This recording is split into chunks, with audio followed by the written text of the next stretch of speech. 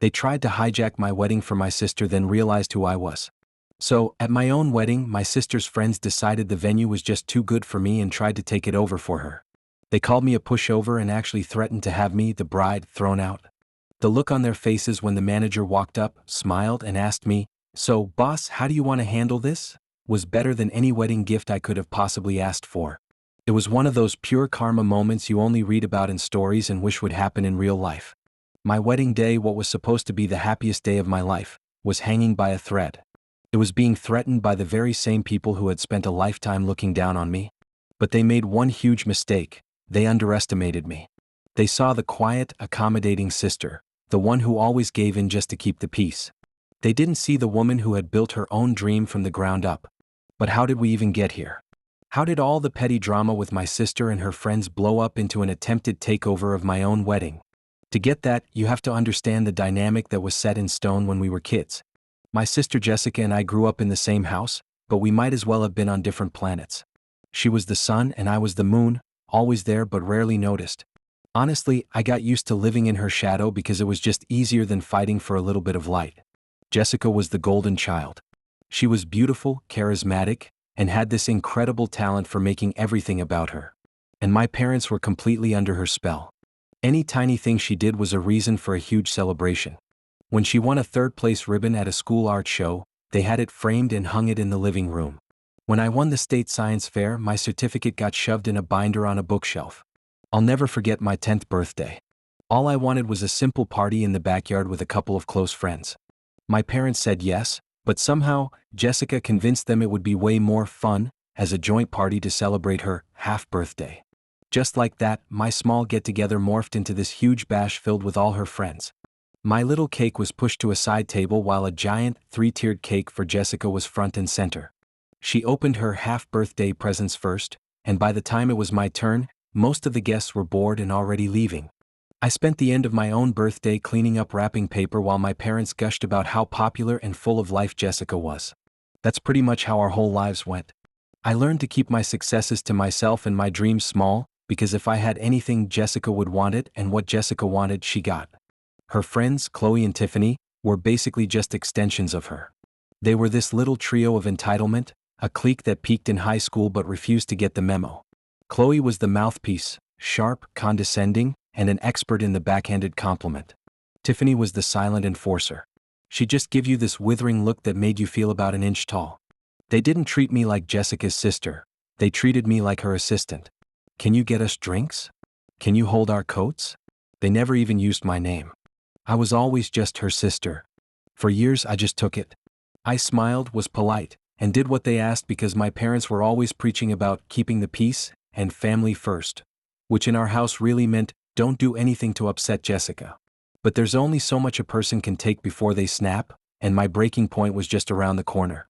When my fiancé Mark proposed, my family's reaction was lukewarm at best. I got a polite congratulations, immediately followed by my mother asking if I was sure, and if it wasn't all a bit sudden. Jessica's reaction was the most telling though. She gave me a hug that felt more like a security pat-down and said, "Wow, I can't believe someone's actually marrying you before me. That's sweet." The subtext was loud and clear. How dare I hit a major life milestone before she did? The real trouble though started with the venue.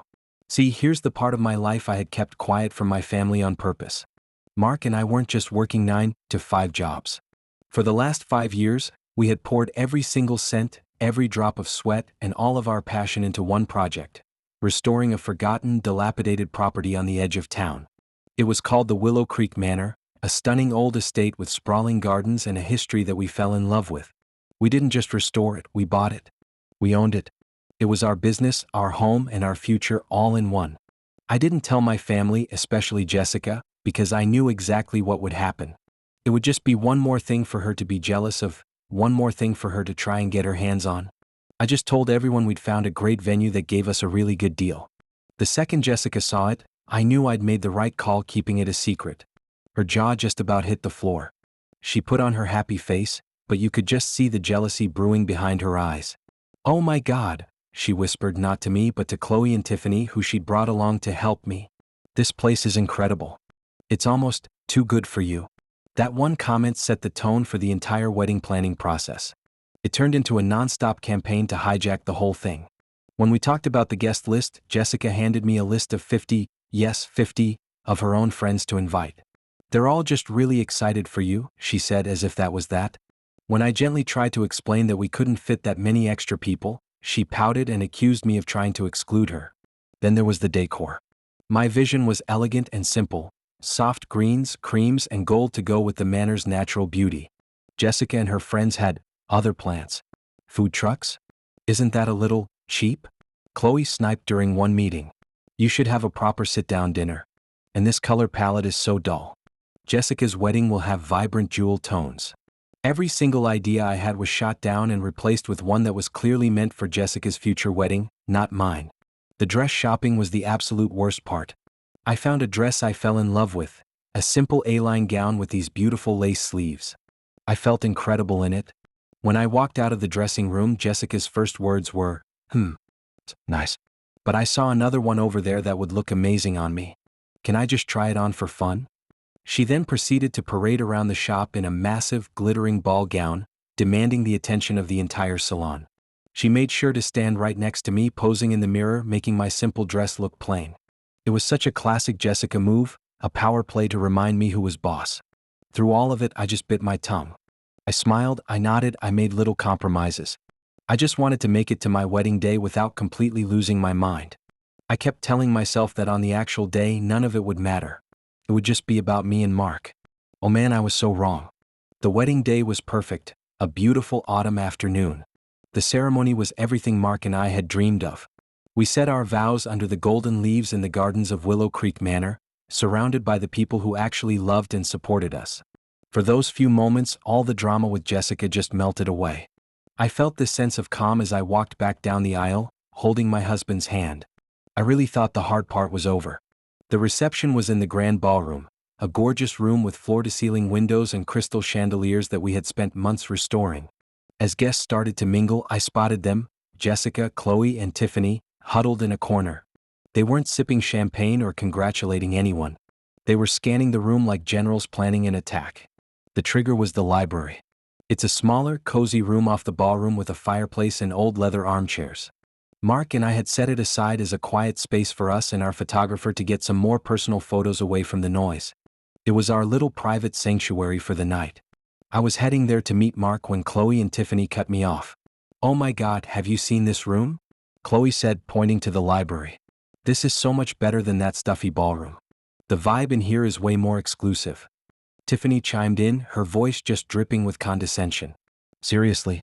Why is this space going to waste? This should be where the real party is. You know, for the important guests." I forced a smile. "I'm glad you like it, but this room is reserved for me and Mark for our photos. The reception is in the ballroom." Qley actually laughed. It was this short, sharp sound that set my teeth on edge. "Oh honey, no. We have a much better idea. We're going to move the DJ and set up a private bar in here. It'll be like a VIP lounge for Jessica and her friends. You can't expect Jessica to party with all the old people." I just stared at them, speechless for a second. The audacity was truly breathtaking. "I'm sorry, but no," I said, my voice much firmer this time. "That is not happening. The party is where it is. This area is closed." They started to physically move toward the library, like my words were just a gentle breeze. Qley actually had the nerve to flag down one of our junior staff members. "Excuse me," she snapped. "We need you to start moving some of the bar equipment in here. Now." The poor waiter looked at her, then at me, completely lost. I stepped right in front of him. "He won't be doing that," I said, looking straight at Qley. "This is my wedding and I said no." Qley's face twisted into this mask of pure arrogance. "Look," she hissed, getting right up in my face. "You've always been a pushover. You always let Jessica have whatever she wants because you know she deserves it more. Don't make a scene and ruin her night. We are doing you a favor by making this party not lame. Now, are you going to get out of the way or are we going to have the manager drag you out? They'll listen to us. We're best friends with the bride's sister." The threat just hung there, heavy and gross. They really thought they held all the cards. Just as Qley finished her little threat, a calm, familiar voice cut through the air. "Is there a problem here?" It was David, our venue manager. He's a total pro, a guy we trusted completely with our business and our wedding day. He walked toward us, his face a perfect mask of polite concern.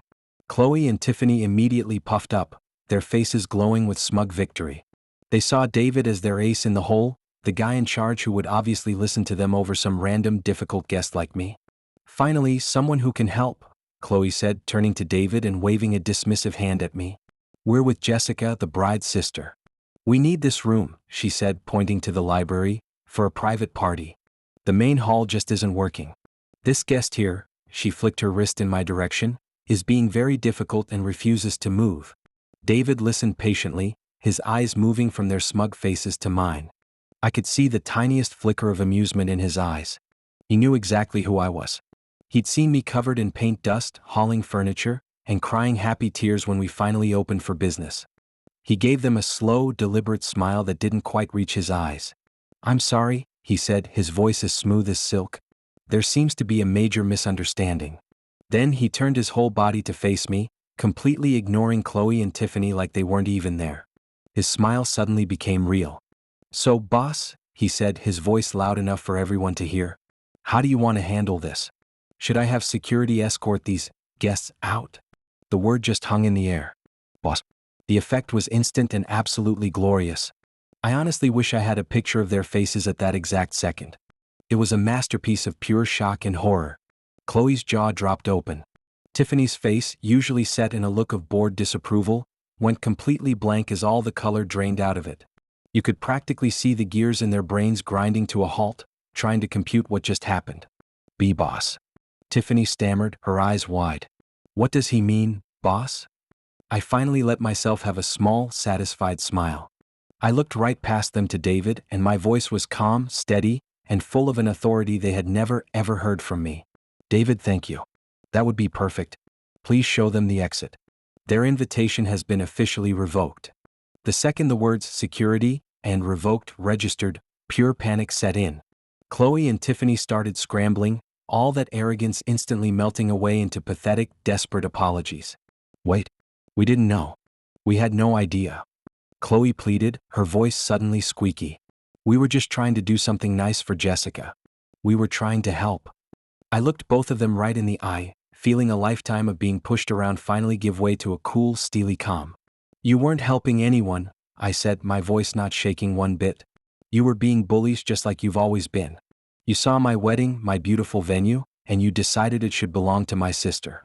You tried to ruin my day because you assumed I was a powerless pushover you could walk all over. You were wrong. Now leave. Just then, Jessica came rushing over, drawn by the commotion. What is going on? She demanded, seeing her two best friends being flanked by security guards. Then her eyes landed on me. What did you do? I looked at my sister, the golden child who never had to fight for a single thing in her life, and I just felt like something had finally ended for good. They tried to hijack my wedding at my own venue, Jessica. We can talk about this after my honeymoon. Or maybe never. Right now you have a choice. You can stay and enjoy the party that Mark and I are hosting, or you can leave with them. She just stood there, torn and furious, as Qley and Tiffany were firmly but politely walked out of the building. The rest of the wedding was magical. A huge weight I didn't even realize I was carrying had been lifted. The air felt lighter, the music sounded better, and every single person was just so full of genuine joy. I haven't spoken to Qley or Tiffany since that day. My relationship with Jessica is broken, maybe beyond repair. She sent me a few angry texts, making excuses for her friends but never once apologizing. I didn't answer. For the first time in my entire life, I chose my own peace over her drama. Standing up for myself on my wedding day wasn't just about kicking out a few entitled bullies, it was about finally taking back control of my own story. And that's how my sister's friends learned the hard way that you should never, ever underestimate the pushover. Sometimes she owns the very ground you're standing on.